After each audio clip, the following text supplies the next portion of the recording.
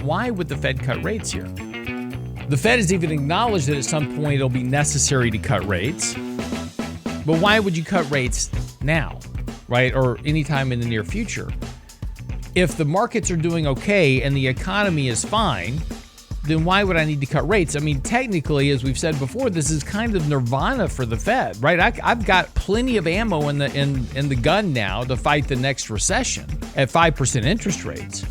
Why would I give that up until there's a need, right? I need to have some event or some crisis or a recession, whatever it is, to use that ammunition. Now, it's The Real Investment Show with Lance Roberts, presented by RIA Advisors. And good morning and welcome to The Real Investment Show. Of course, it's the second best day of the week, but you know, Brent, I was thinking about this the other day, is that, you know, nobody really works on Friday anymore, right? That's right. So this really can't be the second best day of the week because Thursday's now Friday, which means Wednesday's now the second best day of the week, which means hump day is actually on Tuesday. Well, just think, tomorrow is yesterday, today, or something like that. Whatever she said. Okay, you're not even helping. Yeah. Okay, just go back to doing what you're doing. Anyway, if you're not working tomorrow, congratulations, it's Friday. Today is Thursday, of course. And markets, again, yesterday, as we touched on, we'll get into a little bit more this morning about what Jerome Powell said to the House Financial Services Committee yesterday. Now, today, Jerome Powell will be talking to the Senate, so he'll be making further testimony today.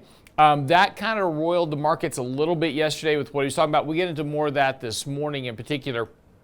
But you know, what's important here is that we're now moving into that last, few days here of the month. There's a lot of long exposure in the market. Not surprisingly, with the move that we've had in the market, particularly since January, with markets rallying higher, a lot of portfolio managers that have been talking about are very long, and so we're starting to see potentially some of that pre-end of quarter rebalancing, and so markets have been selling off here. And it's interesting because the headlines this morning are S&P having its worst week since May.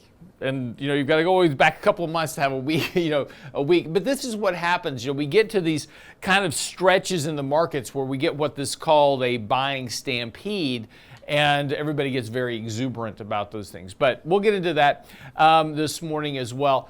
The one thing here to keep a watch on is that we touched on consumer sentiment. Now, it's going to be a subject of our newsletter this weekend. So make sure you get by the website. Make sure you're subscribed. We'll email it to you on Saturday. But talking a little bit about consumer sentiment. Consumer sentiment is improving pretty decently. We're starting to see consumers really starting to come back around, but investor sentiment is way ahead of the game. Investor sentiment's now pushing way back, well into kind of previous market peak territory. So, investors have now gotten very exuberant about the markets. But consumers overall becoming more optimistic, and we're starting to see some of the economic data begin to respond in kind, right? And this is what you would expect to see. This is problematic, and again, we'll talk about this morning, but this is problematic for the Fed. And it's an issue that we've talked about before, and the Fed is aware of. And the big concern that the Fed has right now is that we're going to see a reacceleration of inflation. And this is really one of the points that, kind of potentially is weighing on the markets here over the last couple of days, other than the fact that those markets were really, really overbought here. But the point is that monetary accommodation, right? This is the thing everybody keeps hoping for, this return of liquidity to the markets. And this is what's been kind of driving this whole chase higher. Has been this expectation of this return of monetary accommodation, but listening to what the Fed said yesterday certainly doesn't seem to be the case. Another interesting data point, though, also is housing, right? Housing has begun to stabilize. We saw a huge jump in housing starts yesterday, very big jump.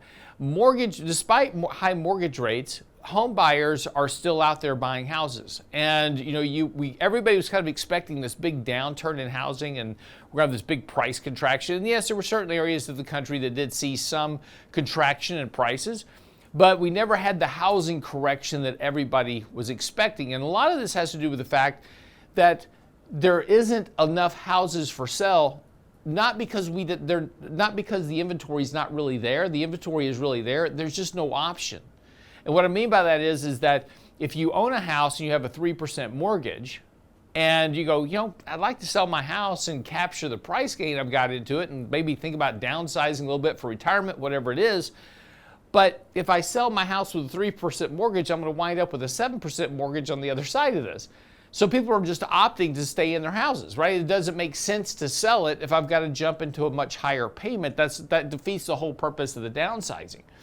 So this is keeping inventory very shallow, which is keeping prices elevated. So this home affordability issue is remaining while we thought we were going to correct some of that because of this surge in interest rates. Now, this is also problematic for the Fed, which is wanting this idea of a correction within asset prices and overall wealth, right?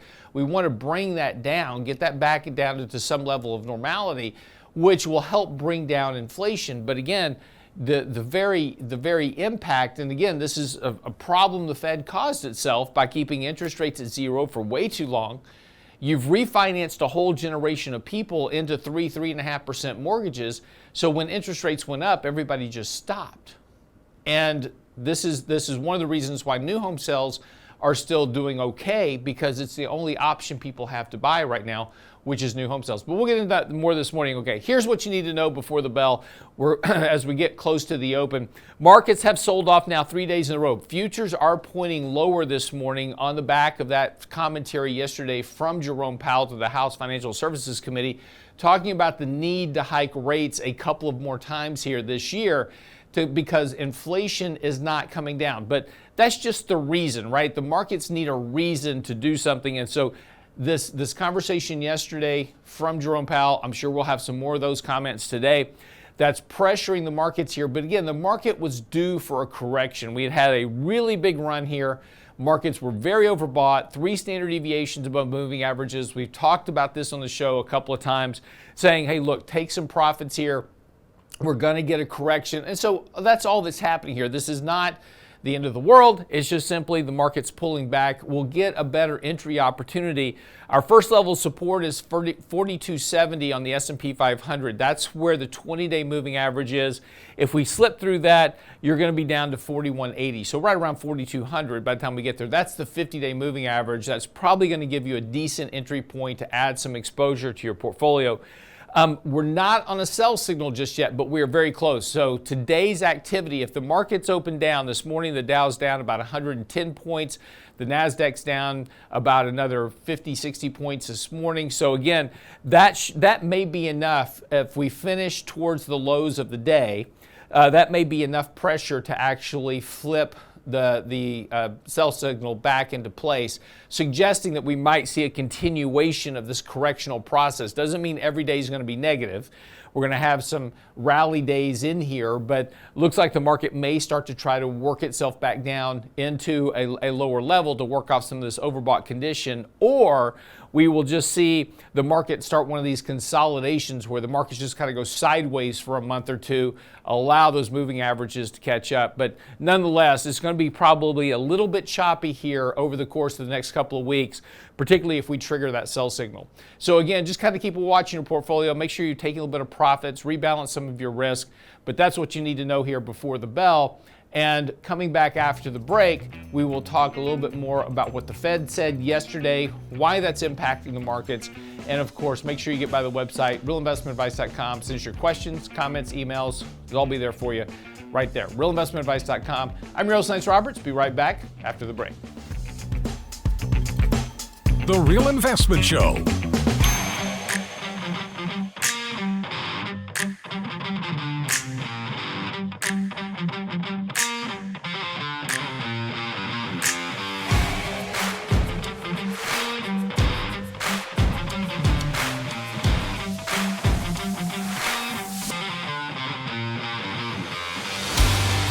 And welcome back to the show this morning.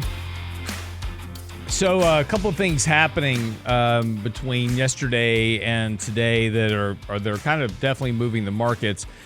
Part of the conversation, and I said we'll get into more of this morning about what Jerome Powell said yesterday, but overnight the Swiss National Bank has hiked interest rates by 25 basis points. That's in line with expectations. Norges Bank hiked by 50 basis points as well. So Bank of England also hiking more than expected. So, the issue is that inflation is not coming down as quickly as the central banks expected. And so they're still hiking rates. And this was specifically what Jerome Powell noted yesterday, and with his commentary to the House Financial Services Committee yesterday. Today, he'll be talking again to the Senate. And his conversation yesterday very clearly stating that they're not done because inflation remains problematic. It remains too high right now. Inflation's not coming down. Yes, CPI is falling. And again, as we've talked about before, you've got to be careful with that because, yes, headline CPI is falling, but again, it's math. We're to the point of the cycle. Again, this time last year, we were printing 1.2% rates of inflation. So on a year-over-year comparison, right, when we compare this June to last June or last May, whatever it is, it looks like inflation is falling. But again, it's a function of math. If I pay $4 for a gallon of gasoline in June of last year, and I pay $4 of gasoline for gasoline this year, inflation is zero. Even though the gasoline is still $1 higher than what I was paying for a year before that, right? So we used to pay $3, then it goes to $4 during the inflation span. A year later, it's still $4. Prices didn't get cheaper, but inflation is zero. And that's the issue with headline inflation, is that a lot of it is just the year-over-year comparison. It's the math. Inflation is still ticking up. And more importantly, and what the Fed looks at is what's called core inflation, which is still running near 5%. We printed a 0.4% increase in core. That's 4.8% a year annualized. So that's still way too high. And that was Jerome Powell's conversation yesterday, is that inflation is not coming down nearly as quickly as they expected. And so they see a need to hike rates further over the coming months. Doesn't mean every meeting, but they're expecting 1 to 2 more rate hikes. They are aware of the lag effect. Of course, Jerome Powell keeps mentioning this. It's like, oh, this lag effect is going to show up and we're going to have a sharp slowdown in activity. And that hasn't really shown up yet. And again, what are the things that the Fed's actually looking for? Yes, they're looking for inflation to come down, but they're also needing what? They need unemployment to start to rise a bit. Because again, as long as people are fully employed, they have money to spend. And that's going to keep inflation more elevated. So part of what the Fed needs is either a bit of a recession with higher unemployment. That would be the ideal situation, of a mild recession with higher unemployment, which would bring down core inflation across the board. But that's not working. And so again, this has been the problem for the Fed, is that they keep wanting to hike rates. They need to slow down the economy, and the market keeps going, I don't care. As we've said before, the problem with markets, and this goes back to we touched on consumer confidence a minute ago. The problem with higher asset prices is that it boosts consumer confidence. In 2010, I've mentioned to you this before, is that in 2010, Ben Bernanke, when he launched QE2, he said, I'm doing this in order to boost asset prices. The reason we do QE is to boost asset prices, which in turn lifts consumer confidence, creating economic growth. Well, if I have economic growth, I have inflation, because inflation is a byproduct of economic activity. So by the very nature of markets jumping in here and going, woohoo, don't care what the Fed's doing, I'm going to buy AI stocks, right? Running up the market, we've now created the wealth effect. And then this was the key point, right? Even Ben Bernanke said this, is that the creation of this wealth effect is what will do this. Because if I create more wealth and higher asset prices, then people feel better and they go out and spend money. If they're out spending money, what happens to inflation? Inflation goes up. Remember, it's always a supply-demand issue. This was how we got ourselves into this mess.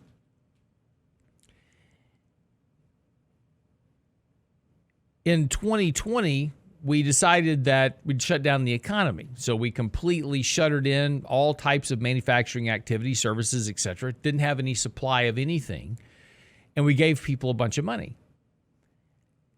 And so they went out and spent it on stuff we didn't have supply to deliver. And so prices went up. That's, it's like, hey, I've got 2 widgets here. They normally sell for $1 a piece, but because I've only got 2, what are you willing to give me for it? Well, I'll give you 5. Okay, there you go. That's how you get inflation, is supply and demand. That's it. That's just a simple math. And so we have now spun that around. We now have a lot of inventory, right? Inventory's back. And people still have a good bit of cash sitting in the banks. And this is what we talked. Remember, we touched on yesterday the fact that people haven't been making student loan payments. That's about $12 to $15 billion a month on extra money people had to spend that otherwise they wouldn't have if they were having to make their student loan payments. So yes, inventories have come back. The economy has come back online, and we've certainly seen a slowing of economic activity. We were running at about a 12% annualized rate of growth back in 2020. That's been dropping. We're now down to about 2% annualized rates of growth. So we've certainly had a slowdown of economic activity. We're not near a recession yet, but we still maintain that full level of employment, which is giving people income enough to continue to spend the money they need, which is keeping inflation more sticky, right? So this is the Fed's challenge. But higher asset prices give people this idea of comfort, so they go spend maybe more money than they would normally. My portfolio is doing great. I've got, I made an extra $2,000 this month in my investment account, so I'm going to go out and buy that new thing I wanted. All right, and I'll just sell my assets later as soon as they stop going up. It's always the premise. So this is where we are, right? So this is the Fed's challenge, and this is what the Fed's trying to do. But central banks around the world, right, are hiking interest rates to combat inflation. Inflation is still the fight. That has not ended, even though the market is no longer agreeing with that, right? The market's ignoring what the Fed is doing. The market is ignoring what central banks around the world are doing and continuing to rise. But the fight for inflation is still going on. Now, at some point, somebody's going to be wrong. Either the Fed's wrong and inflation will fall and everything will be fine and it'll be good, or the market's wrong and you're going to have a bigger correction at some point. You can't call what happened over the last couple of days a correction yet. We're just having a pullback at the moment. Maybe we're starting a correctional process. It certainly would be normal at this point. I mean, we've had a very big run. Markets are very extended. They're very overbought for the year. So again, as we were talking about at the open, a pullback here would certainly be normal and should be expected. But at some point, do we actually see that lag effect that we've all been waiting for? And we'll see. I don't have the answer for that. That's something that we're going to have to continue to monitor and talk about as we kind of go along and read the economic data. But let me get to some of the comments that were made yesterday by Jerome Powell. Given how far we've come, it may make sense to move rates higher. This is Jerome Powell. But to do so at a more moderate pace. This is where he was kind of laying the groundwork for some additional rate hikes. Inflation and economic activity haven't slowed as much as expected or anticipated, which is now, of course, casting kind of more uncertainty over how much further they'll hike rates this year. Right now, according to the Wall Street Journal, federal officials see a risk that their past rate increases together with recent banking industry stresses will eventually create a sharper than anticipated slowdown. They are trying to balance that against the risk that the economy proves more resilient than expected and inflation stays too high, requiring them to increase rates higher than otherwise. And see, that's that That's that problem that we all face as investors, right? I've got this batch of economic data over here, and this is our article for tomorrow, which is talking about recession indicators. We have all these indicators that are talking about a recession, and that these indicators have never been wrong, historically speaking. And so I've got quite a list of them tomorrow in this blog post talking about these recession indicators clearly suggest a recession is coming, but then you have the market over here saying, nope, no recession. Earnings are improving, everything is great. AI is going to change the world. Question is who's right? But that's the big challenge for the Fed, trying to balance what's right and what's wrong. All right, quick break. We'll come back. More to get into this morning. Don't go away, right here on The Real Investment Show. You're listening to The Real Investment Show.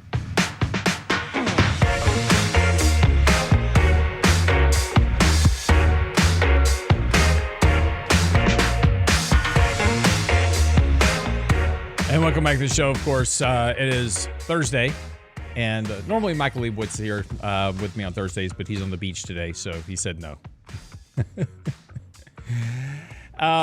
So talk a little bit about the Fed as we were kind of, and again, this is going on some more today. So we're going to hear more commentary from Jerome Powell today as he talks to the Senate. And but again, this is kind of becoming well acknowledged, right? There's really nothing coming out of Jerome Powell that we haven't already heard before. Also today, you've got several other Fed speakers today also coming out to make notes. And I think we're going to see more and more commentary around the need to hike rates further. But again, the markets continue to ignore that, right? The markets continue to say, yeah, we hear you. We don't believe you. So we think you're done. And then you're going to start cutting rates sooner than later. But the reality is, and again, as we talked about before, why would the Fed cut rates here? The Fed has even acknowledged that at some point it'll be necessary to cut rates. But why would you cut rates now, right? Or anytime in the near future? If the markets are doing okay and the economy is fine, then why would I need to cut rates? I mean, technically, as we've said before, this is kind of nirvana for the Fed, right? I've got plenty of ammo in the gun now to fight the next recession at 5% interest rates. Why would I give that up until there's a need, right? I need to have some event or some crisis or a recession, whatever it is, to use that ammunition. But I'm not just going to simply cut rates for the sake of the financial markets. Furthermore, the markets don't need it. The markets are doing fine.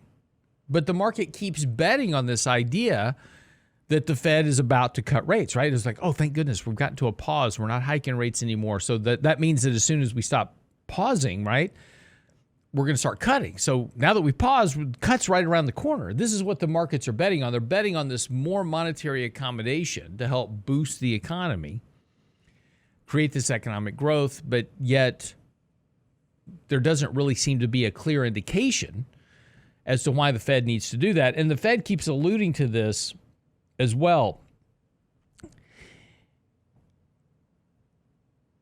Inflation and economic activity, as I said, have not slowed nearly as much as the Fed has been hoping for. At their policy meeting last week, officials left the benchmark Fed funds rate at the range between 5 and 5.25. So technically, though, they hiked 25 basis. They left them unchanged at 5%. At that meeting, most of them were projecting 2 more rate hikes this year. Market didn't believe them, but there you go. So now Jerome Powell is trying to reassert that point here that they're going to have to keep hiking rates some more because inflation is not coming down as fast as expected. The one risk that we run, of course, is these recent bank failures. Silicon Valley Bank, etc. The higher the Fed hikes rates, the more stress it puts on asset prices that are owned by the banks, which are the bonds, right? So they own bonds. Those bonds go down in value. That's their capital, so forth and so on. While it appears at the moment that the worst of those kind of financial bank issues may be behind us at the moment, there's still a risk that we could see a resurgence of some of those risks going forward if interest rates keep going higher and if the Fed does continue to increase interest rates. But let me clarify one thing, because this is often confusing. What the Fed does only affects the short end of the curve out to about 2 years, 3 years maybe, but 2 years for certain. There's a very high correlation between the Federal Reserve changes to the overnight lending rate and all the bills that are 2 years or less. Right now, the government is issuing a lot of very short-term bills to replace the funding on their balance sheet that was used for the debt ceiling freeze that we had going on. Yesterday was a good example. And we've talked about this before. There's been a lot of fear and concern about, it's like, oh my gosh, when the Fed when the Treasury has to issue all these debt, we're gonna have this big crash in the bond market because nobody's there to absorb those bonds. They did a 20-year auction yesterday, and it went off like a charm. There was exceeding demand for the bonds. Of course there was. Their treasuries, with a high rate, comparatively speaking, why wouldn't I want to lock up some money right now for the next 20 years at 3.7%? That's particularly the case if you expect interest rates to be cut at some point in the near future, right? This is the whole bet by the Fed, by the markets, right? The Fed's going to have to cut rates. If that's the case, why would I not want to lock up money for 20 years at 3.7%? I don't have to keep the bond that long, but I want that yield. Why wouldn't I want to buy that there? If you're expecting rate cuts to come in the next year or so, that's going to make those bonds a lot more valuable. And so, yes, there's plenty of demand for those treasuries. Everybody was so worried. It's like, oh, we're going to have this big issuance of debt and the whole world's going to come apart. Liquidity is rising. Remember, everybody was talking about how this refilling of the TGA was going to cause this big contraction in liquidity and that was going to crash the markets. Liquidity's been rising, despite the fact that the Treasury's refilling their account. And we're having these auctions. There's so much demand on the short end by money market funds that whenever a bill comes to auction, it gets immediately bought. Because all these money market funds, everybody's chasing 5% yields in money markets. When these bonds hit the market, these money market funds have to have them.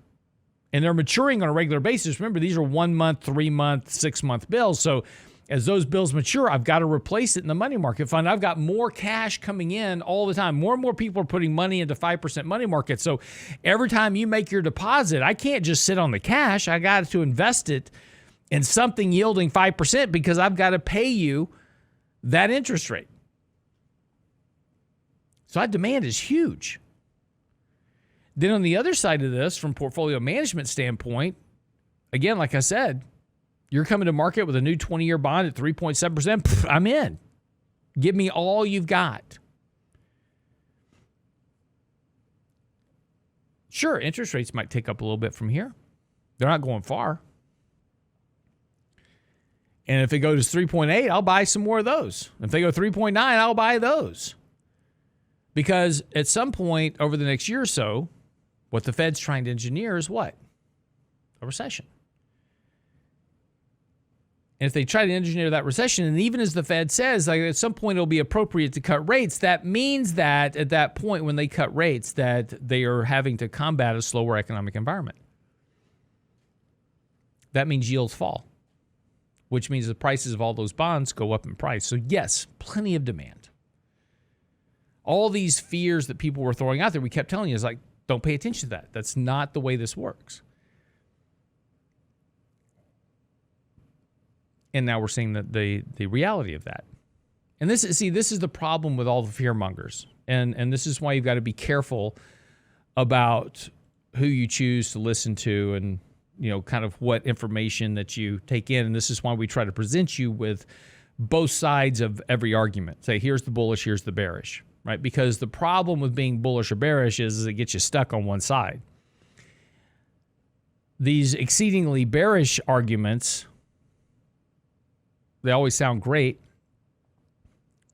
but they have a higher propensity to be wrong because the end of the world generally never comes. Certainly, there's some bad economic data out there. Certainly, there's some bad indicators out there that suggest that we're going to have a recession, that potentially we could have even a fairly deep recession at some point. But it's still not the end of the world, right? It's just a recession. It's just an economic cycle. Yes, markets will decline, and that will give us a better opportunity to buy things cheaper.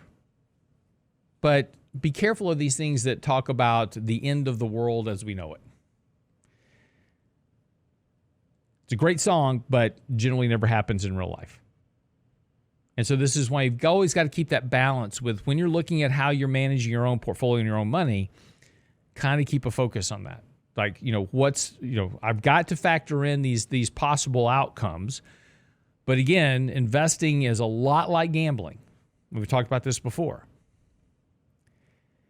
We always have to measure every bet we make when we play a hand of poker, as an example, or blackjack, or whatever your personal game of choice is. And if you don't gamble, just follow along with the example. But it's all about risk and reward.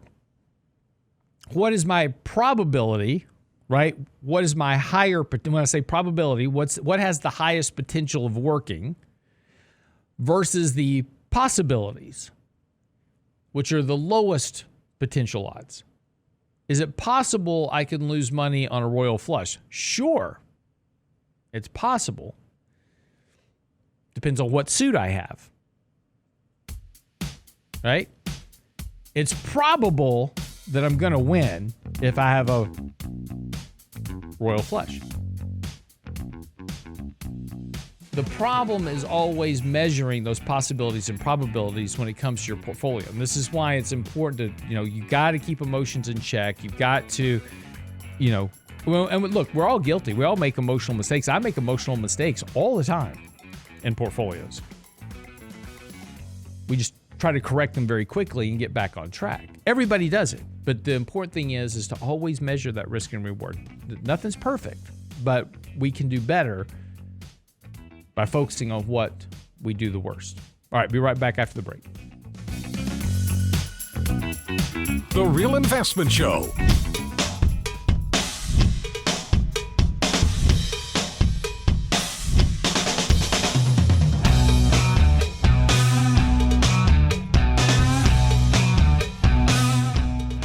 So welcome back to the show this morning. There was a comment in the chat, and we're gonna get to questions here at the top of the hour. So again, still running 2 hours this week as we are filling in with for Chris Salcedo from 7 to 8 a.m. on KSEV AM 700. But there was a good question, actually a comment, saying that boomers on the retirement train are listening to pitches for annuities given where rates are today. That's a good point because I'm hearing a lot of commercials right now about annuities because rates are high. And then there's a lot of pitches now, right? It's like you can lock in this annuity rate, you're going to get 7% and no downside risk. And those are all true statements. But you've got to be careful. And this is kind of that emotional thing I was just talking about, right? We tend to jump into things because of, oh, look at the yield on that. Let me go buy this. Or, look at the yield on the money market. I'm going to go put 5% money market. And again, last year, everybody was like, oh, I can't, I just want to buy, T-bills. I just want 3-month T-bills where I can get 4%. Those are all fine. Until things change. And this is the problem that people get themselves into. If I buy a 3-month T-bill and rates fall, when that T-bill matures, then I'm going to buy a lower rate. And if yields are falling quickly, which they will at some point, right? The Fed's going to cut rates back to zero at some point. So when that T-bill matures, that 3-month T-bill matures, my rate is going to go back to zero.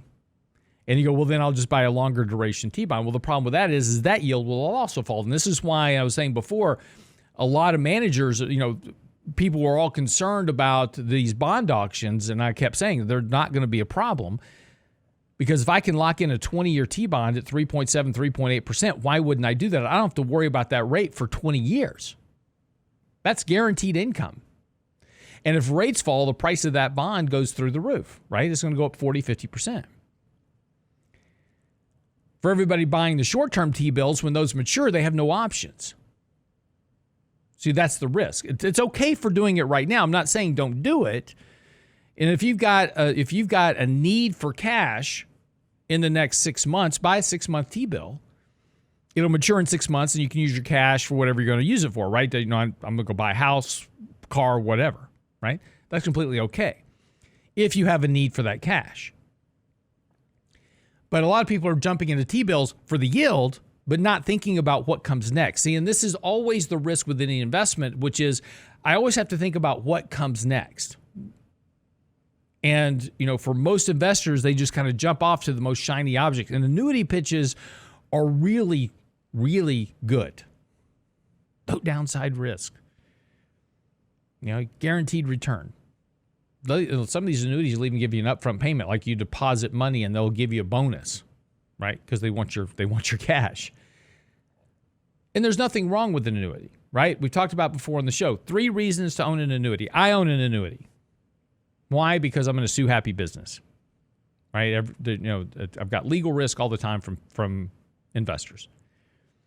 So I have an annuity. It's because they are protected from judgments, bankruptcy, etc. So I've got protected assets from anything like that might happen. So if you're in a high risk business, right? You own a business, you're a business owner, an annuity makes a whole lot of sense. If you need a guaranteed rate of income in retirement, like I have to have, on top of my Social Security, I have to have $1,000 a month to pay my bills, keep the lights on, keep the mortgage paid. I've got to have an extra $1,000 a month. Buy an annuity. They're great because when you retire, you get a guaranteed income stream for the rest of your life until you die. Nothing wrong with that. If you are a really high income earner and you need and you know, putting money into your 401k plan doesn't even start tapping your savings potential.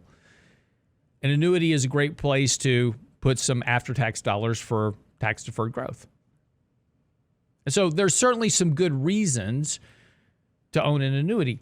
The problem is these are sold to investors and to retirees. They're saying, oh, you need to put all your money into this annuity. And it's going to give you X rate. And it sounds very alluring, right? You may not have to worry about the stock market going up and down. I'm just going to get this rate of return. Yeah, it's true. The problem then becomes when they need their money down the road. Or you get through this, and again, when do annuity sales have the best sell rate, right? When markets are in turmoil. It's like, oh, God, you know, I just can't take this downside risk in the markets. You know, I'm just going to put my money in this annuity and I don't have to worry about it. And it's sold to people, and that's the key word. It's sold to investors. It's not a tool that's utilized properly. It's just sold to people because it's a very high commission product. So the person selling you the annuity gets compensated very well for doing that. And so there's a big incentive to have you put as much of your money as possible into an annuity. Again, I'm not poo-pooing annuities. I'm telling you the risk. It's a very high commission product. There's also a lot of penalties and cost inside of that annuity that you need to be aware of. But importantly, this is what happens to a lot of investors.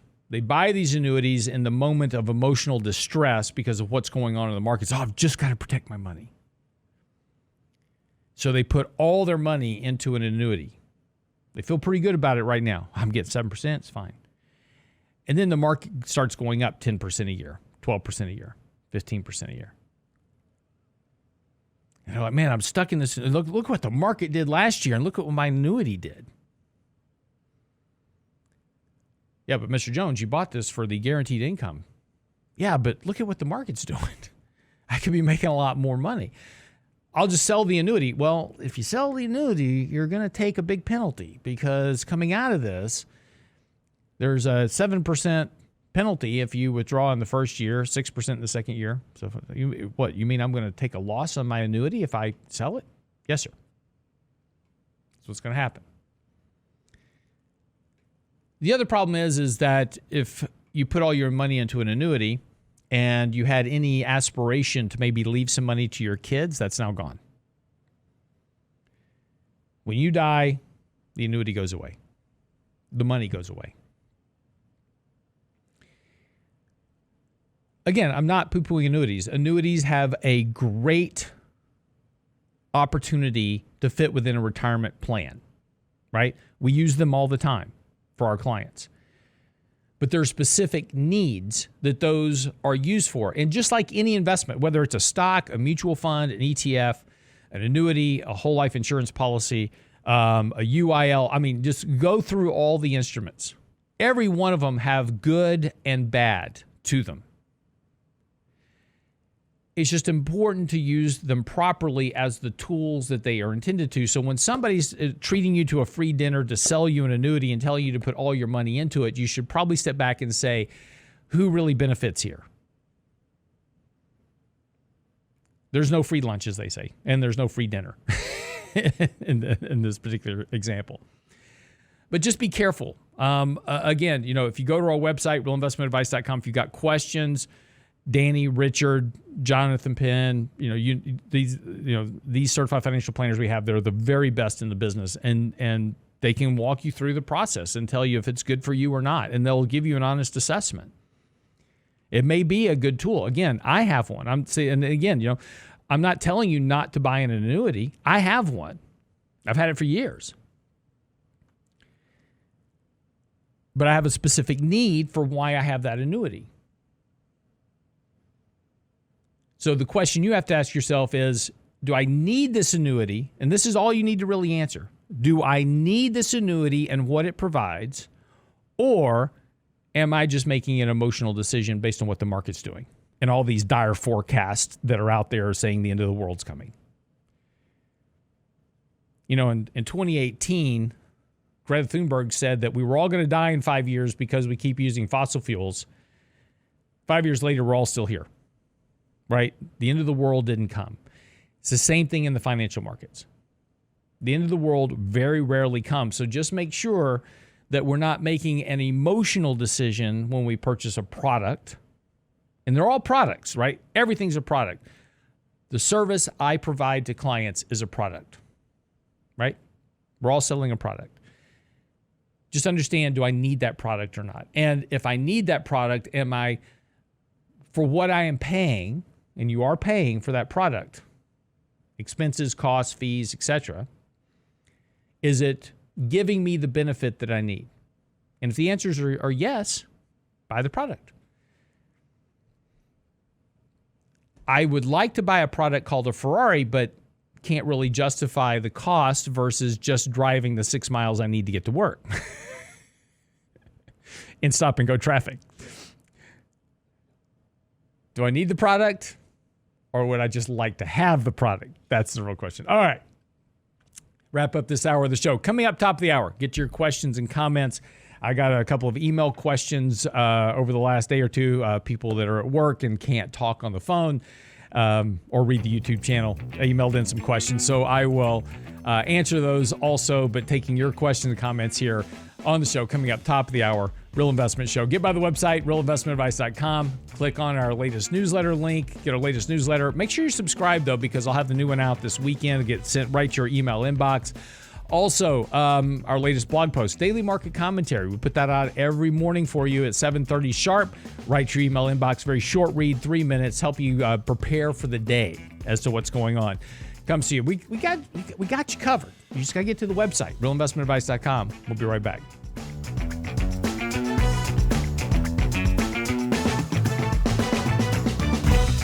And welcome back to the show. It's hour number 2 of the Real Investment Show. Yes, if you were expecting Chris Salcedo this morning, sorry, he's on vacation this week. So you're stuck with me for another hour talking about that boring stuff. Money, economics, interest rates, the Fed, those type of things. So We are taking your questions here, of course. Feel free to give us a call either on the phone at 281-558-5738. That's 281-558-5738. Or simply go to our YouTube page at The Real Investment Show on YouTube and just type in your question into our chat, and I'll be happy to answer that for you as well. So we'll go through those. Just real quick, kind of update market futures right now down just a smidge. NASDAQ's down about 47 points this morning. S&P's down about 12 at kind of pre-market. Dow's down a little over 100 points. And again, not surprising, we've already had 3 days of a correction, started kind of last Friday.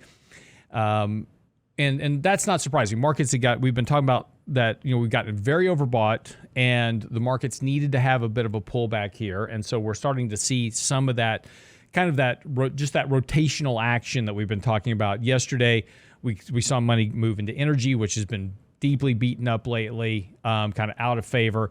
Money coming out of some of the high-flying tech stocks moving in that direction. That rotation we've been talking about for a couple of weeks now, kind of expected that's happening. Part of the reason for the sell-off yesterday was also the fact that Jerome Powell up on Capitol Hill talking to the House Financial Services Committee, talking about the need for a couple more rate hikes. They're not done hiking rates yet, that inflation remains sticky, and that's just something they've got to keep working on. So that took a little bit of the wind out of the sail of the market. Today, Jerome Powell in front of the Senate Banking Committee will be doing pretty much the same song and dance. So expect some more commentary out today. Yesterday, bond futures or interest rates opened up higher and then fell pretty sharply throughout the day as Jerome Powell talked about the need for a slower economy, the need to bring down inflation. This morning, interest rates are opening up again, but more of that commentary will likely see, a decline in interest rates and bond prices moving up higher in the day as well. So just that's kind of where the markets are right now. Again, nothing, really overly shocking here that you're having a bit of a correction. We're very close to a sell signal though. So we could see a little bit more selling pressure as we move into the end of the month. It is quarter end rebalancing. So all these mutual funds that run fixed allocations, 60-40, 80-20, 70-30, 30-60, whatever their allocations are, they are going to have to sell equity to buy fixed income. So that rebalancing process is probably starting now, but will likely gain a bit of traction as we move into the end of the month. And that may be one of the catalysts for this kind of recent sell-off over the last couple of days. Again, nothing's dramatically changed with the markets or the economic environment. It's just the stocks really got well ahead of themselves at this point. 281-558-5738 or on our YouTube channel, The Real Investment Show. Type your question in there. I'll try to get to all of them. Randy, welcome to the show this morning. How are you? All right. Part of my retirement will be a lump sum, or I can turn it into a monthly annuity. Mm-hmm. How do I make that decision? Depends on what you need. So first of all, is the annuities that you get from the companies tend to be pretty good. And the interest rate is decently high on them in terms of the annual payment that comes out of it. So the first calculation you need to do is, okay, if I invest my money into stocks, what return would I expect from the stock market versus will that equate to what the value of that annuity will be over the same period of time? So that's your first calculation. The second more important calculation is this. What do you want to have happen at the end of the day? And what I mean at the end of the day is when you pass away. If you don't have a need or a desire to leave assets to your children, then the annuity probably will make some sense for you because you'll have a guaranteed payment through the rest of your life. And at the end of the day, the annuity will go away, right? Because you will have passed away. And those assets will no longer exist. There'll be nothing there to pass to your children. So just whatever other assets you have will pass through your estate to your children. So that's one consideration. The other consideration you'll need to make is the structure of the annuity itself, right? So you'll have several options. One will be a payment only to you, and when you pass away, then that annuity ends, and that'll be a higher value. The other option is it'll cover you and your spouse until both of you expire, and that'll be a lower payment because it's paying out to two people over a longer period of time. And so you'll have several options to go through. So when you get to that point, if you want some help, just simply go to our website, realinvestmentadvice.com. There's an Ask a Question button. You can just kind of send the question in, and we can help you analyze it and try to make the best decision for you. But the big decision between lump sum versus annuity really comes down to what you want to happen after you expire. So if you want money left over for your children, the lump sum may make a better choice. Does that make sense? Yes. All right. So, thank you very much. Absolutely. Thanks so much. 281-558-5738. That's 281-558-5738. And you know, pensions, they are a dying thing. They were a great thing for businesses, and it's a sad thing to see them all go away. But you know, eventually there'll be no such thing as pensions anymore. But you know, those were a great thing that businesses did for their employees way back when. And you know, as companies keep trying to find new ways to manufacture more earnings and reduce benefits and those type of things, you know, the advent of 401k plans was terrible for savers and investors. The death of pensions is also going to be another terrible thing for future generations, and it's a sad thing. Anyway, 281-558-5738. Got another question here on our YouTube channel talking about advanced auto parts, and it's interesting. The question is, advanced auto parts is down 60% from its highs. PE is about 10. Ford PE is 9. And in my opinion, they are a wide moat company. Okay, so a couple of things. First of all, is that it's not a wide moat company. And the reason it's not a wide moat company is because there's AutoZone, O'Reilly, lots of people in that space. Right? There's nothing that stops me from opening up an auto parts shop. So the moat's really not there. But it's a good company. And I'm not gonna disagree with you there. And the stock is really, really beaten up. But there's a couple of things, Brent, I need my screen, please. There's a couple of things that you do want to kind of pay attention to. And this is something that when we take a look at companies, and this is, and if you're watching our live stream right now, I'm just sharing a couple of charts on kind of some fundamentals of the company. But you know, when we start looking at earnings as an example, there was a huge decline in earnings for the company, and that's the one thing that's really been dragging down what's happening with the price of the stock. And again, not surprisingly, price tracks earnings. And, you know, cash flow has also gone negative for the company, which is something also of concern. So I think, and I haven't done the deep research into what's happening with advanced auto parts in particular. It is a good company. They are cheap, but they're cheap only for the moment because, again, we're looking back at trailing PE and expectations for forward PE. True.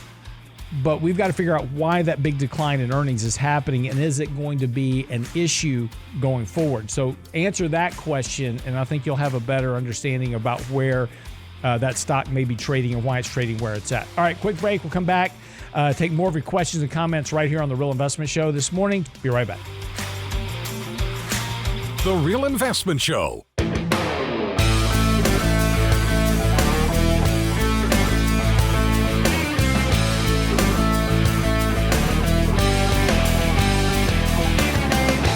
And welcome back to the Real Investment Show this morning. Taking your questions and comments here, 281-558-5738. That's 281-558-5738 is the phone number if you want to call in live from anywhere in the country. Happy to talk to you one-on-one, answer your question, or if you're watching our YouTube channel, and we certainly, you know, encourage you, please go to The Real Investment Show on YouTube. You can watch our channel live every morning, and make sure you subscribe and like the channel. It helps us out. We appreciate it. Keeps us doing this every day. We appreciate the encouragement because Brent needs all the pats on the back he can get because he doesn't get it from here. Trust me. Seriously, a couple of things to get into. So a couple other questions. One of the questions is bond investment strategy. Currently have 40% in long-term government and 60% in 3-month T-bills. Nothing wrong with that. Depends on what you want to do with your money. Right. So If you've got 100% of your money in bonds, nothing wrong with that. Principal protection, getting a yield, it's all great. Question you got to ask yourself is, what are you going to do in 3 months? So when that 60% of your portfolio matures in 3 months, you'll get your interest payment, you'll have your money back. What's going to be your next investment? And again, as I said, and the next investment in 3 months may be, I'll buy 3-month T-bills again. At some point, though, that 60% is going to mature and those yields have fallen and it won't make sense. So then you'll have to figure out where to go to next. So that's the only risk that you run. And by that point, the market may have run so much at that point that now you're stuck. You're going, well, I can't buy bonds because yields are zero, and I can't buy stocks because they are super overvalued again. I missed the whole opportunity. And this is the problem with being one-sided on, kind of in your portfolio. I would probably look at, and I'm assuming, since you just say it's 60-40 and it's short and long duration bonds, that's the entire portfolio. I'm just making the assumption this is not just a portion of your portfolio. You may want to start looking at building a small, use pullbacks in the market, start building a small percentage of your portfolio in little stages in high quality dividend yielding stocks to create that return that you're looking for, but also give you some growth to outperform inflation over time. But nothing wrong with owning T-bills. Again, I think at some point, yields are going to come down. That 40% that you got long duration side is going to make a lot of money. But then you're also going to have to figure out at that point where to put that money, because once interest rates go back to zero and yields on the 10-year Treasury fall to 1, there's no more money to be made. So the capital gains will be maximized. You will have your maximum return at that point. Then you've got to sell the bonds and then figure out what to do next. So that's going to be the next challenge you'll face. Right now, it's a very safe, effective strategy. But again, you've always got to be playing chess with your portfolio. Don't think about now. Think about 6 months from now, a year from now. Think about what happens next to make sure that you have a game plan for when I come out of this investment, where do I go next? And that'll keep you on the right side of the trade. Okay, question was on Rio in particular, but and importantly about metals. And we'll talk, kind of talk about this in a function. So when we take a look at just the chart of Rio, so Rio Tinto is basically a metals miner. So first of all, gold as a function has not lived up to its expectations. In 2022, when the market was declining, we've got rampant inflation, gold prices were falling. So the whole inflation hedge never played out. Gold's rallied a little bit since then, definitely up off the lows, but really hasn't gone surging off them. There were calls for gold going to 3,000, all this type of stuff. You made a lot more money just being invested in stocks. And so this goes back to, if you like metals, that's fine, but why do I own them? What's the reason for owning them? And particularly when it comes to companies, because companies have costs, right? So if I expect gold to go up, that's fine, but as gold goes up in price, the cost increases for the mining. So again, this is where we come back and we have to look at the fundamentals of these companies and say, what am I paying for? What's the value? Those type of things. And so, when I start taking a look at, Rio in particular, I want to keep a watch on income. And income's been declining over the last 4 quarters. So we saw that income pick up last year. It's been declining over the last 4 quarters. And surprisingly, the price of the stock really hasn't gone anywhere. Cash flow has picked up here recently. But it's an anomaly because they have these spikes in cash flow, but it's kind of anomalous. And so once you strip that out, these kind of anomalous pops to cash flow, cash flow has pretty much been stagnant. So again, nothing wrong with any of this. It's just a function of saying, okay, where is my best, kind of the best bet for my capital in this environment? Because again, as I start taking a look at companies in particular and saying, okay, if I want to invest in this, what's going to be my catalyst to push this stock price higher? And again, a lot of people are chasing Rio for the dividend yield, and it has a very nice dividend yield. Nothing wrong with that at all. But when I invest in equities, I'm looking for 2 components. I'm looking for both capital appreciation and the dividend. So buying it for the dividend is fine. Nothing wrong with that. But if I lose 20 or 30% on the capital, then I've wiped out the dividend, right? So just keep that in mind. Again, nothing wrong with the company. I think it's fine. The question is what's going to be the catalyst to drive the metals higher? Because, again, the whole premise behind owning gold and all that failed miserably over the last 24 months. Rampant inflation should have sent gold through the roof. It didn't happen. Why? That's going to be the big question. So talking about duration in portfolios, should you own actual treasuries or is owning TLT a good proxy? Those two different things, right? So ideally, I want to own the actual treasury bond.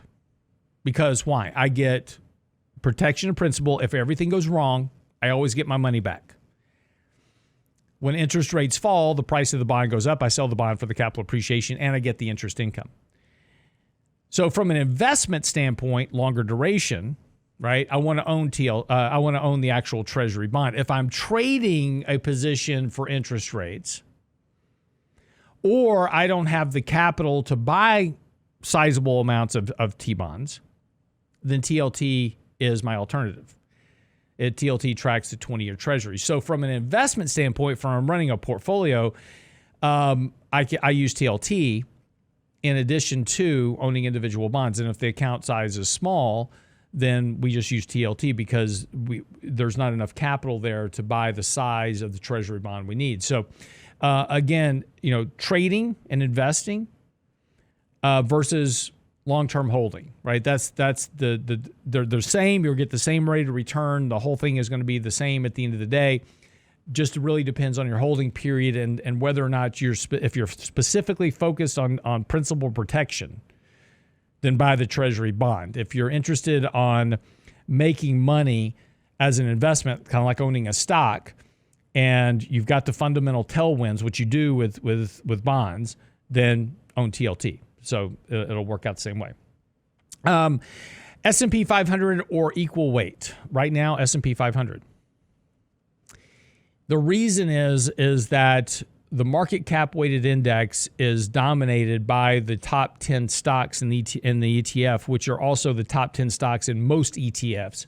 So when people make these passive investments into ETFs, or they're buying ETFs because it's like, I don't want to try to buy individual stocks, I'm just going to buy the ETF.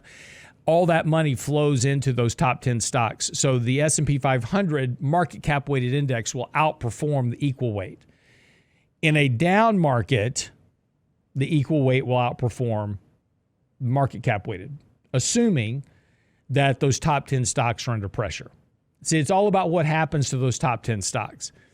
And this is why in 2022, during the market decline, despite the fact that underneath the surface, there was mass devastation of stocks down 50, 60, 70, 80% in some cases, the top 10 stocks didn't fall that much. So the index as a whole did not fall that much. Equal weighted outperformed the S&P last year because of energy going through the roof, right? So that helped equal weight perform better last year. Right now, we're in an environment where market cap weighting is going to outperform equal weighting probably for a while. So it's a good question, though. 281-558-5738 or on our YouTube channel. Ask your questions there as well. See if I can get one more in here before the break. If unemployment ticks up, will that help increase housing supply due to tight household cash flow? Well, of course. So if unemployment ticks up, then people are going to have to make a decision about what they do with their current home.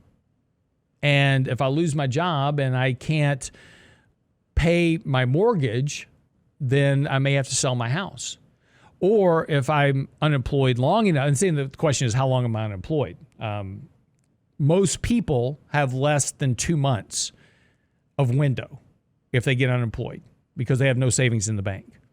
So within that 2-month period, I'm going to have to be deciding, hey, can I get a job or not? And if it doesn't look like I'm going to get a job, I'm going to have to make a decision about my house and where I live. I may have to sell it, move to an apartment, or sell it and downsize, whatever the question is. So yes, if unemployment does tick up, that should help some of the housing supply issue because house household cash flows tighten up, and we should potentially see, theoretically, more housing supply come to the market. See, right now it's been a standoff. People, as I said earlier, why am I going to sell my house if I don't need to get a 7% mortgage when my mortgage is 3.5%? But if I'm forced in a position I can't pay my mortgage, that dynamic changes. Okay, quick break. We'll come back. More questions and comments from you right here on The Real Investment Show. I'm your host, Lance Roberts. Don't go away. You're listening to The Real Investment Show.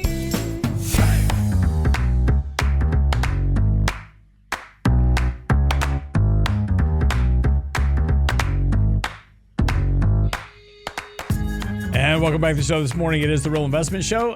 Taking your questions and comments live right here, 281-558-5738. That's 281-558-5738.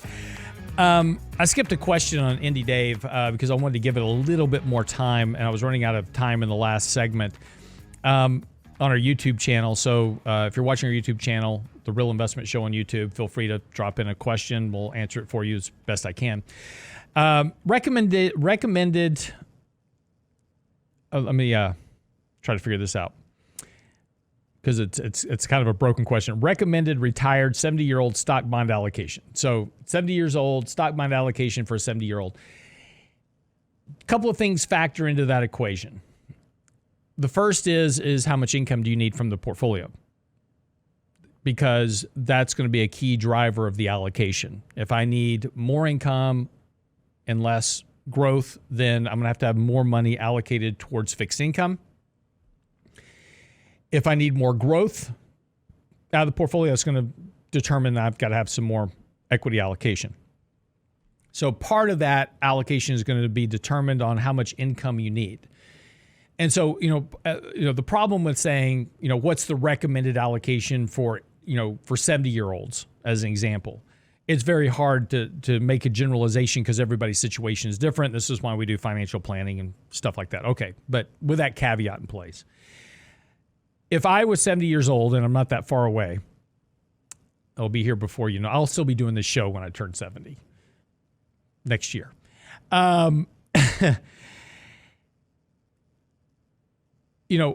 Probably right now, 60-40 is going to be your bet. 60% stocks, 40% bonds is probably going to give you a better return on investment over time. Again, assuming all else is equal. Okay. You could also probably do 50-50, 50% stocks, 50% bonds. The reason I say that is because we have to adjust for inflation. If I buy a bond and I hold, and by the way, we have to assume that you're going to buy this allocation and you're going to hold it indefinitely, right? We have to adjust for inflation in this allocation. So I need enough equity exposure to grow in the markets over time to adjust for that inflation. I need the bond portion to deliver the income I need to live on. So if I have $1 million, and I'm just throwing out a number, if I have $1 million to invest, I put 50% in bonds right now, yielding roughly 4%-ish. And I get a little bit more than that if I step into corporates and some other areas of the bond market where yields are higher. So let's just say I get an average 4% yield from that. That's going to give me, $40,000 a year on $1 million account. So take 4%, half of that, because half of my bond portfolio. So I've got $20,000 a year coming in just from the interest income on my bonds. Now I add that to my Social Security, so I'm picking up another, $2,000 a month, $3,000 a month for my Social Security. Does that fill my income need bucket for the year? Now, if the answer is no on that, then I may have to make some adjustments. Out of the other side of the portfolio, I'm doing dividend yielding stocks. I'm less concerned about the speculational side of the business. I'm not as concerned about chasing AI stocks at 70 years of age. I'm more concerned about good, steady growth companies over time that deliver a dividend yield to enhance my income that I'm getting from my bond portfolio. So I've got 4%, I've got 4% coming from my fixed income side, so it's $20,000. I've got another 2.5%, 2%-ish coming from the other half of my portfolio. So that's going to add an additional $10,000 to my income every year. plus my Social Security, any other incomes I have, et cetera. But then that 50% of my portfolio that's in equity should grow over time to help adjust the entire portfolio for inflation.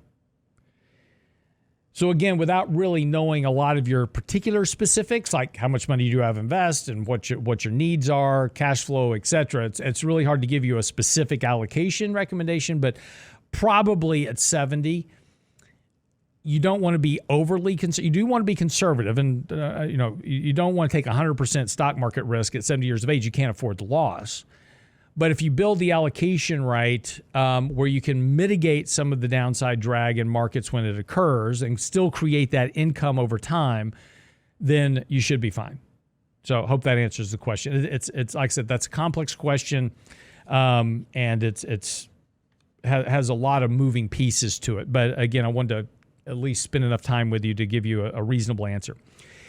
Couple of questions. I got a question by email this morning. Hear a lot about the housing market with low inventory, a lot of new houses coming up. Who's paying for those projects? Home builders. If you take a look at what's going on with home builder stocks right now, they're going through the roof. Again, there's not enough existing houses for sale. We talked about this earlier. And as a function of that, home builders are having to fill the gap. So as we saw yesterday, new homes being built, popping, new apartments, multifamily units hit an all-time high.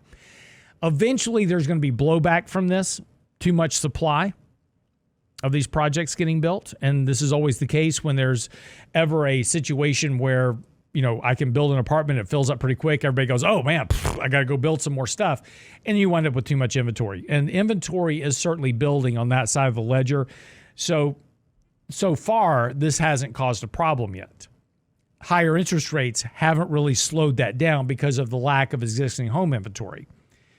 But eventually, if the Fed keeps hiking rates, eventually that lag effect, if unemployment ticks up, then we're likely going to see another downturn in the housing market, at least temporarily, by that. In addition to insider activity, here's another question. In addition to insider activity, what other tools do you guys use to follow smart money? Well, interesting question you bring that up. So a couple of things. If you go to our website, we have a research platform called simplevisor.com. I've been kind of sharing some of the screens with you this morning. We have this cool tool that I like a lot. It's called Super Investors. And yes, we can follow insider. If you click on an individual stock, you can see the insider trading activity that goes on with each individual stock. But I like this screen. We have a very long list of some of the highest quality investors over time, from Dan Loeb to Seth Klarman to Greenhaven Associates to you name the person, Warren Buffett, Bill Gates. We have their portfolio in here, and this is updated every quarter when they release their 13F holdings. And so we can actually see what these super investors are doing and all the holdings that they have. Now, this is a new tool we've just added here recently, but it's a great way to kind of get some ideas. If you're looking for a portfolio, pick your favorite super investor, right? You want to know what Warren Buffett owns and how much he owns? Well, you can go to Warren Buffett and look him up. And you can see that, as we already know, he owns a big chunk of Apple. About $150 billion worth of Apple stock is in his portfolio right now, followed by Bank of America, American Express, Coke. So it's a great idea or a great tool to kind of look at. Say, if I'm looking for some ideas about how to build an allocation, there you go. And if you we also took all that data and we combined it into one portfolio. So take all the super investors, put them all together. How are they allocated? And you take a look at that. 31% is technology. Consumer goods are about 7.5%. Consumer cyclicals about 6.4%. Financials are 20%. Have about 6% to energy. So you can kind of see overall with all these really smart people, how do their portfolios kind of combine? So it's a great tool to look at, in addition to just looking at insider trading activity and others. Now, other tools that we look at also, involved around the issue of kind of what insiders are doing. Option activity is also another key point. We're adding a lot more of the option analysis to our SimpleVisor website as well. So we're continuing to develop a lot of tools for you. at simplevisor.com. So again, if you want access to it, you can try it out 30 days free. But all those tools are there for you, along with our sector rotation models, our relative analysis, all that's there. Plus, we put blog posts there as well to keep you up to date on stuff. So anyway, good question. 281-558-5738. That's 281-558-5738. Got a couple of questions here, but I've only got about 2 minutes. So I don't want to give you a kind of a quick answer. So we'll come pick up with questions right after the break here. Just real quick, though, futures right now down about 70 points on the Dow. Markets continue to open, look like they're going to open a little bit weak this morning.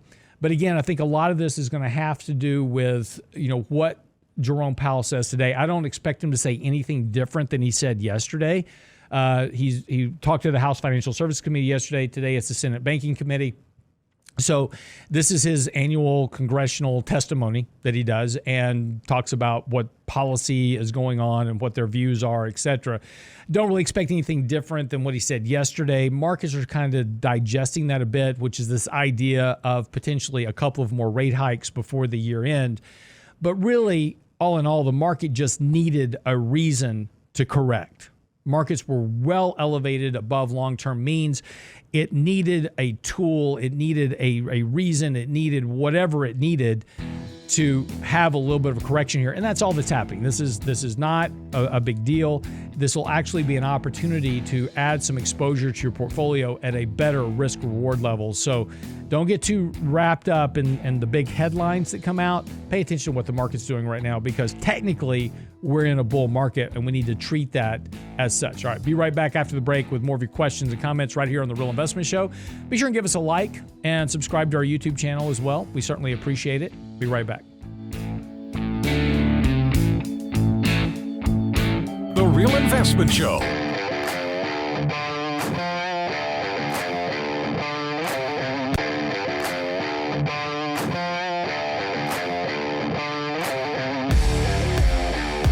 And welcome back to the show this morning. It's getting ready to wrap up our 2-hour edition of The Real Investment Show. We've enjoyed you sticking around for this entire time.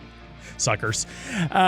Be sure to go by our YouTube channel. We appreciate it. Subscribe. Click the like button. Certainly helps us out a bit. All right, let's get back to the questions this morning. Got a few to wrap up the show with. Unemployment is the key to the full interest rate increase across the economy. Yeah. If we begin to see unemployment tick up, the Fed will stop hiking rates. That's what the Fed wants. The Fed understands this very basic analogy, which is that unemployment reduces demand, which reduces inflation. You can't theoretically reduce inflation substantially without a rise in unemployment. Because as long as people are... So how does the economy work? I've said this before, right? The economy is 70% consumption. Okay. We can't consume first. We have to produce first. We have to go to work. We have to produce something. We've got to get a check. Then we can consume, right? So production has to come before consumption. So the only way to reduce the consumption side of the equation, which reduces the demand on the economy, which then causes companies to go, well, if I want to sell a product, I've got to cut my prices, is I've got to reduce the production side of the equation. So the only way that happens is higher unemployment. And that's what the Fed is trying to get to here. And unfortunately, the market is not cooperating. And this is part and parcel a function of their own design. The shuttering of the economy in 2020 has distorted the entire activity of the economy. Yes, we've been hiring back. We've been hiring a lot of people, but we're not hiring and creating new jobs. We're just hiring people back we laid off in 2020. We're just getting employment back to where it should be. But this is being counted and treated as if it's all new work. But it's not. So we've distorted a lot of this economic input into the economy, but now we need to reduce that demand by reducing the work. So people have less money to spend, which then forces companies to start to bring down prices. And look, profit margins have corrected slightly, but they're still running at very elevated levels from long-term means. Same thing with earnings. Earnings have not corrected near enough to justify an economy growing at 2% annually. So the only way that we get there is through higher unemployment. How does that happen? I don't know. Will it happen? I don't know. Certainly remaining stubborn right now for sure.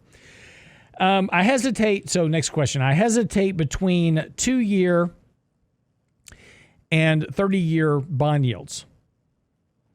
One is trading at 103 cents on the dollar. So in other words, the price of it's 103. The yield's 4.125.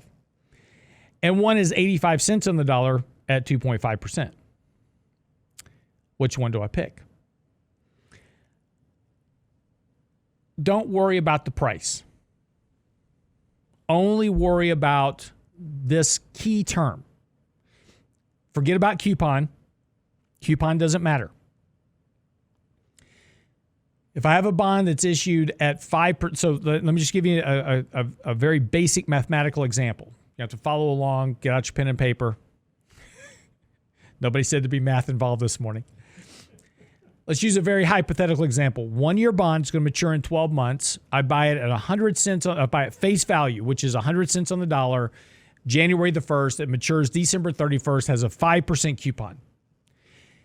At the end of the year, I'm going to get 100 cents on my dollar back plus my $50 coupon.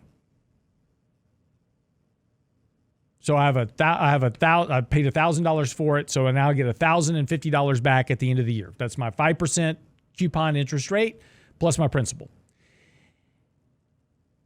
If interest rates go up to 6%, who wants my 5% bond? I want to buy a 6% bond, right? The price of my bond has to fall in price. I'm still going to get the 5% coupon at the end of the year. But if somebody wants to buy my 5% coupon bond, they're going to want to pay less for it. How much less are they going to want to pay?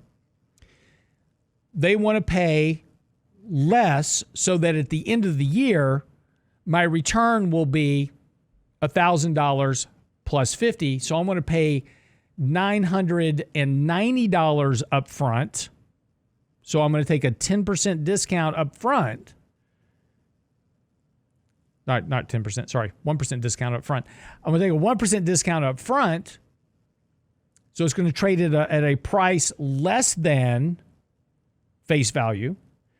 And at the end of the year, I'm going to get, so I pay $990 up front. At the end of the year, I'm going to get $1,000 plus my $50 coupon. My total return is 6%, right? Equates to whatever the bond is in the market.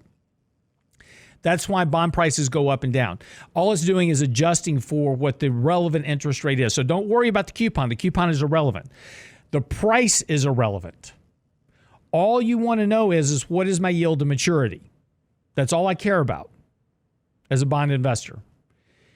If I'm going to be holding, and so your question is, if I'm planning to hold 10 to 15 years, then I want to buy the highest yield to maturity for 10 to 15 years. That's it. That's all you got to know. But it's yield. So, but the thing you want to know is yield to maturity. That's your answer. Don't worry about the price. Don't worry about the coupon. It's irrelevant. Yield to maturity is all that matters because the price is just adjusting the value of the bond to the relevant interest rate in the market. That's all. That's what's happening with the price. It's just every day it's adjusting. And this is why bond prices move up and down. Everybody's like, oh my gosh, bond prices are going down. Who cares? It's just adjusting for the interest rate in the market. Yield to maturity is all that matters. So hope that answers your question. Well, how much time do I have? I have 5 minutes. Okay, we got time here. We got time for a couple more. I'm going to try to get these in. Can you explain why 20-year bond yields frequently run higher than 10-year and 30-year for a long period of time? Because the majority of the world now trades in basically 10 to 20-year bonds. That's it. So the price of the 20-year bond has a lot of demand, mortgages, those type of things. 10-year bonds are driving a lot of factors now. So the prices of these bonds, again, they're driven by supply and demand. So the more demand you have for a particular instrument, the lower that yield's going to be because prices are higher. The less demand you have right now, prices will be lower and yields will be higher. So again, it's just a function of supply and demand and what's happening in the markets. And again, it goes back to what I was just talking about a second ago. It's just a repricing of the price of the bond relative to the relevant interest rate in the market. The vast majority of the world is operating on 10 years. I said 20 years earlier. I apologize. I made a mistake. The vast majority of the world is operating on 10-year bonds. 20s and 30s are more for mortgages and those type of things, so there's less activity out there. But it's all just a repricing of relative interest rates and demand for those maturities. Is a separate dividend stock or ETF better for a retired person? Definitely individual stocks if you can do the work, right, and understand what you're buying. And you're not just buying because of the yield. Right? That's the biggest mistake investors make. Oh, I bought this company because it has a 12% yield on it. Okay. If a company's paying a dividend yield well outside the rest of the market, there's a problem with a stock. Most likely what's going to happen is that yield's going to get cut at some point. Because, again, the vast majority of the market is going to operate with a 2 or 3% yield on stocks because that's the relative going rate. If you got something that's trading well outside of that, that means that there's probably, not always, but there's probably something going on with the company that's caused a very sharp decline in price. The yield is up because of it. The yield is a function of what the company pays out relative to the price of the stock. So if there's been a very sharp decline in the stock, the yield's going to be high, and at some point the company's going to go, I'm going to cut the yield. So to be careful chasing yield. But if you can do the work, do the research, and buy companies that are good, fundamentally strong, quality companies that have a strong, long history of paying out dividend yields. Paying out dividends, not yields, sorry. They don't pay out yields. They pay out dividends, but have a strong dividend history. Owning an individual stock will be better than owning an ETF. You can build a portfolio of stocks that have a higher yield than an S&P index ETF, as an example. So, yeah, you can do better over time. And you also concentrate money better in your portfolio. You can weigh the risk better than an ETF because ETFs are typically dominated by just a few stocks at the very top of the index of the ETF, and you can do a better weighting in your portfolio to reduce your overall risk and still get a reasonable rate of dividend return. So absolutely you can do that. So as we get ready, let's see if I can get one or two more here. Question, if I have a pension that will cover my living expenses, should I invest 100% in an S&P index fund? That's on you, man. That's the risk. If you've already got a pension that's going to cover all of your living expenses, that's fantastic. You can certainly take on more risk in that regard relative to the market, but that depends on your age and how much risk tolerance you have, and can you withstand a 20 or 30% drawdown at some point in the index, and are you going to be contributing to it? There's a lot of factors that go into that. My overall assumption is that probably no. If you do an allocation of say 60% S&P ETF and 40% a bond index, you'll probably do better over time. So, all right, have a great week. And again, enjoy your day. We'll be back tomorrow. Richard Rosso will be here taking over for the show, doing financial planning, talking about all your financial planning questions tomorrow right here on The Real Investment Show. Be sure to like the channel and let us know what we can do. RealInvestmentAdvice.com for your questions and comments. Always happy to help you out. RealInvestmentAdvice.com. See you tomorrow.